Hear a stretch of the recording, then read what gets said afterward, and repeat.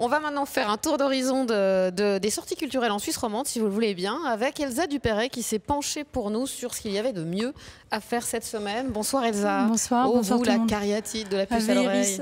J'ai failli comprendre la cariatre, Elsa, vous avez Non, bien pas du raison. tout, pas du tout. Iris. Non, parce qu'on a plein de figures.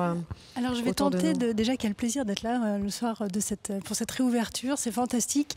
Je vais vous faire deviner la figure centrale de mon premier rendez-vous culturel, un petit game en fin d'émission.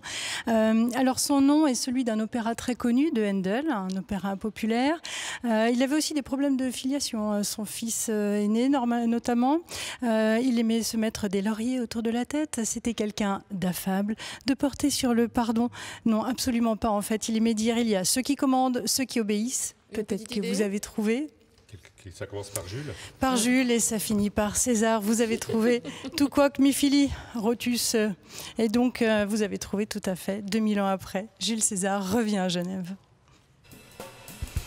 Et il revient plus précisément au musée d'art et d'histoire avec des pièces exceptionnelles pêchées au fond du Rhône, comme ce bloc issu d'un édifice public ou cette statue rare d'un captif en bronze. C'est toute la richesse de cette époque qui prend vie devant nos yeux après avoir passé 2 millénaires au fond du Rhône près de Arles. Un trésor rarissime présenté pour la première fois en Suisse et qui témoigne de l'intense activité de l'époque. Des objets de la vie quotidienne, du monde funéraire et ce buste, le seul de César retrouvé à ce jour et sur lequel les archéologues passent encore quelques nuits agitées. De l'Antiquité au futur à vitesse grand V, voici une expérience incroyable à 10 000 lieues de l'Antiquité. C'est un très beau projet signé par la compagnie Gilles Jobin et Artanim et qui plonge le spectateur au cœur d'une réalité virtuelle.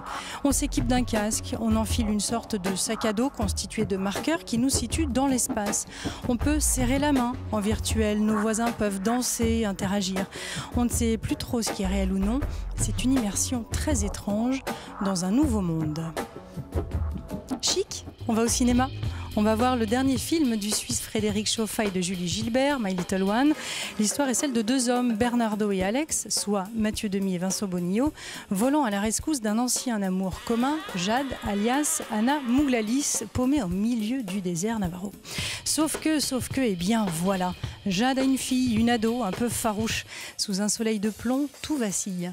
Chauffat et Gilbert avaient déjà réalisé ensemble La vraie vie est ailleurs. Attention, coup de cœur. Et on termine avec encore une expérience immersive tout aussi incroyable. On retourne dans le passé, dans les années 60, lorsque les artistes, les musiciens, toujours à la recherche de plus d'extase et d'expériences collectives, faisaient émerger le multimédia, le psyché et la discothéquerie.